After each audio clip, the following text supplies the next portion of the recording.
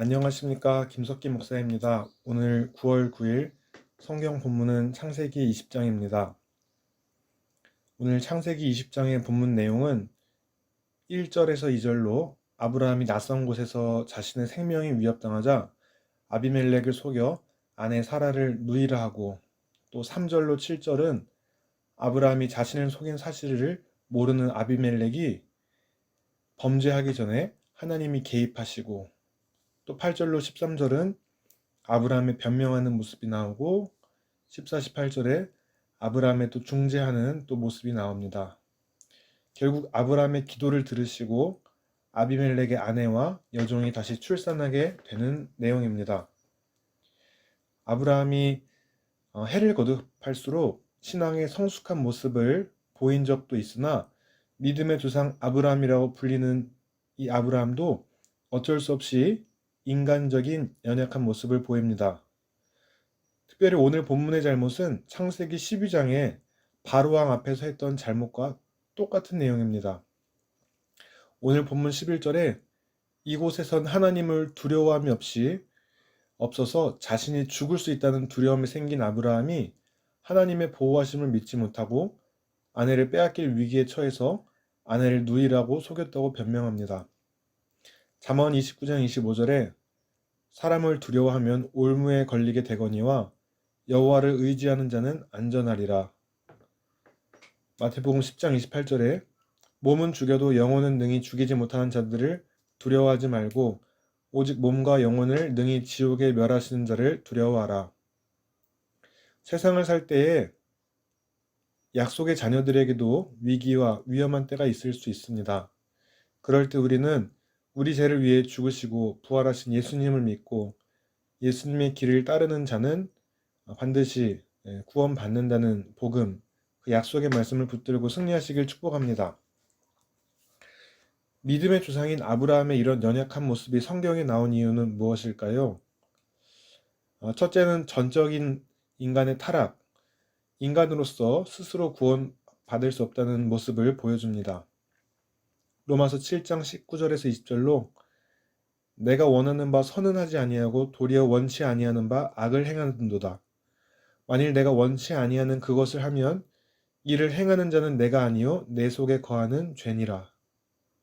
우리는 죄악된 본성을 갖고 있기에 날마다 우리 몸을 하나님의 법 아래로 복종시켜야 합니다.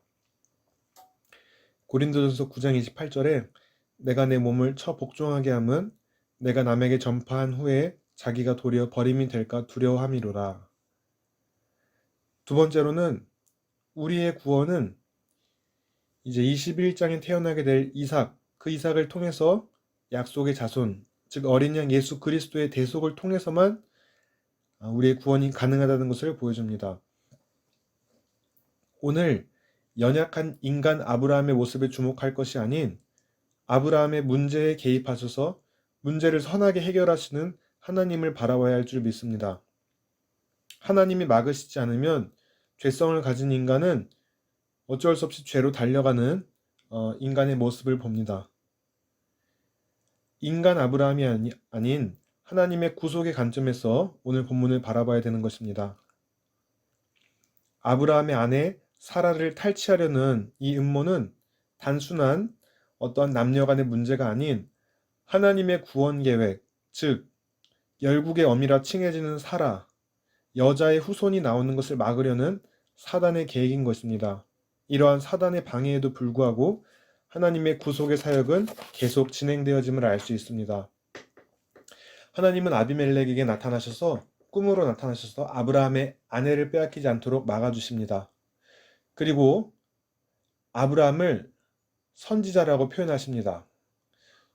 죽음이 두려워서 거짓말한 연약해 보이는 모습이지만 하나님은 이런 변변치 못한 아브라함을 선지자로 불러주시고 아브라함이 아비멜렉을 위해 기도해 주어야 살 것이라고 아브라함을 권위를 세워주십니다. 하나님께서 아브라함을 선지자라고 일부러 밝히시는 이유는 아브라함을 보는 아비멜렉의 인식을 바꾸시기 위함입니다.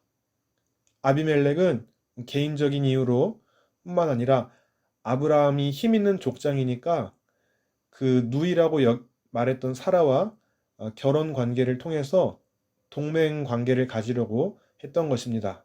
그러나 아브라함이 오히려 아비멜렉보다 더 높은 위치에 있는 자임을 알려주십니다. 또한 아브라함이 가진 것들이 하나님에 의해 받은 것임을 깨닫게 하신 것입니다.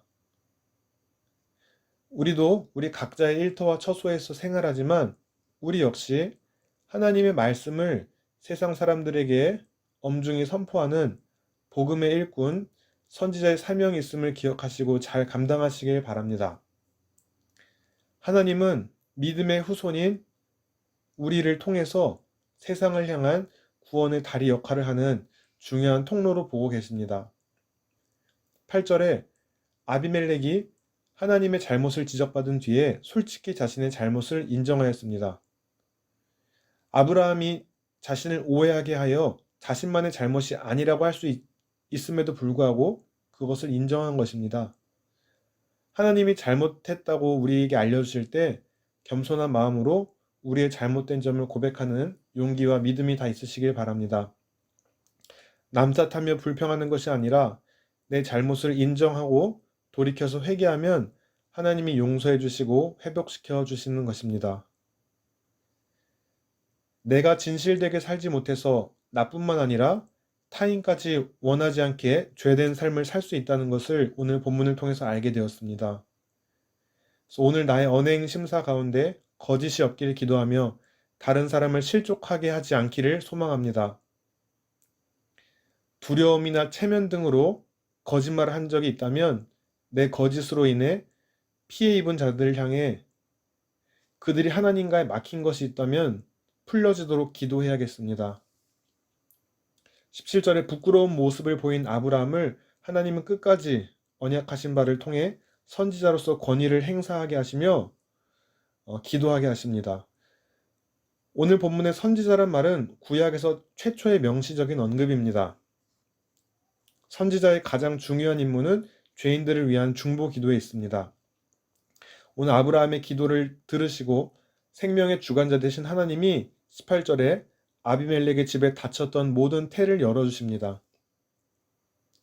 우리는 생명의 주관자 되신 하나님을 고백하면서 겸손하게 하나님께 우리 자신을 드리며 순종하는 삶을 살아가야겠습니다. 그렇게 하나님이 개입하셔서 사라의 문제도 해결이 되고 아비멜렉과 그의 아내와 여종들을 고치셔서 그들로 출산하게 하셨습니다. 오늘 본문에 나타난 우리 하나님은 태를 닫으시기도 하시고 여시기도 하시는 하나님이시며 아비멜렉의 꿈에 나타나 모르고 죄를 짓지 않도록 간섭하시고 섭리하시는 하나님이십니다. 또한 언약의 씨를 보호하시며 17절 아브라함의 기도를 들으시고 그의 기도에 응답하시는 하나님이십니다. 하나님은 우리 눈으로 보여지지 않고 느껴지지 않아서 우리가 하나님을 잘 인식하지 못하지만 하나님은 매 순간 불꽃 같은 눈동자로 우리와 함께 계시며 언약하신 바를 주권적으로 이루어 가심을 봅니다.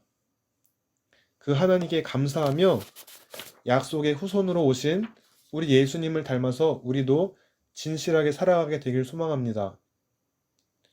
예수님을 따라 각자에게 주어진 십자가를 잘 지고 예수님을 구주로 시인하고 마음으로 믿어 의로운 언약 백성 되기를 원합니다.